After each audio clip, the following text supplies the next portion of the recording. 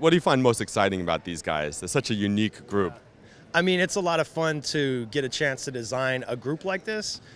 I spent a lot of time drawing Batman and the Justice League, and they're great, and I have a lot of fun on that stuff, but they're all so like perfect in some ways. Like if you look at the group as silhouettes, they're all based on the same archetype. The fun thing about something like Justice League Dark is they're all freaks, you know. Usually that is reserved for the villains. You know, you get to push the silhouettes. There's a lot of different directions you can pursue when you're drawing villains. But in this case, it's the heroes that are off the wall and bizarre, like Swamp Thing and the Demon are these big hulking, you know, monsters really, but they're good guys.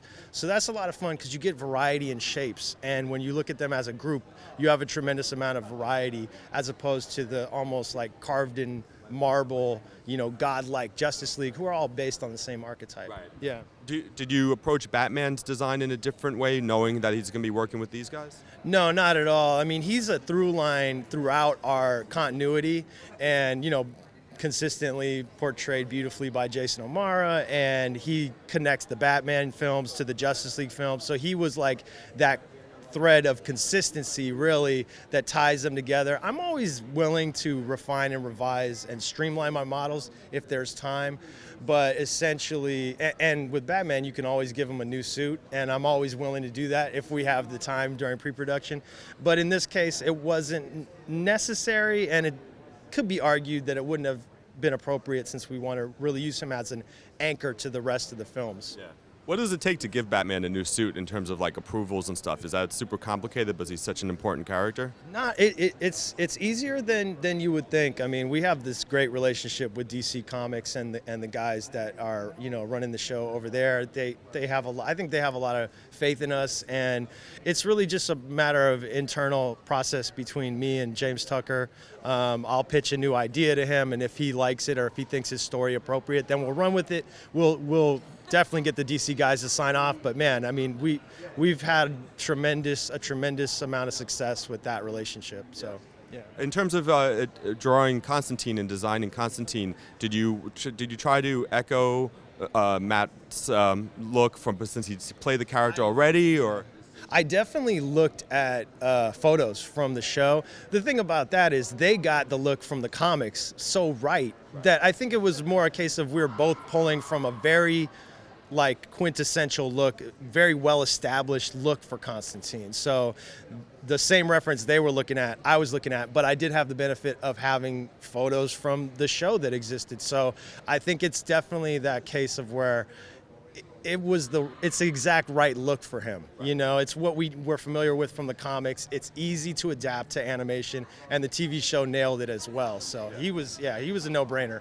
I guess you can over-design. There's a danger of over-designing. I've seen some animated films where they change things, it seems, for the sake of changing them. And I don't like to do that. I mean, we have a tremendous amount of respect and reverence for the source material. We love comics, and we change stuff. We never change stuff for the sake of change. We change it to fit a narrative, if it needs to fit into a new narrative, or if the existing source material doesn't quite fit with our continuity, or we'll change it and streamline it and adapt it to the medium of animation. Like if there's extraneous or superfluous details that won't translate well, we have to get rid of them, and we have to find a way to convey the idea and the impression of the character without, you know, tripping up our animators. So, right. Yeah.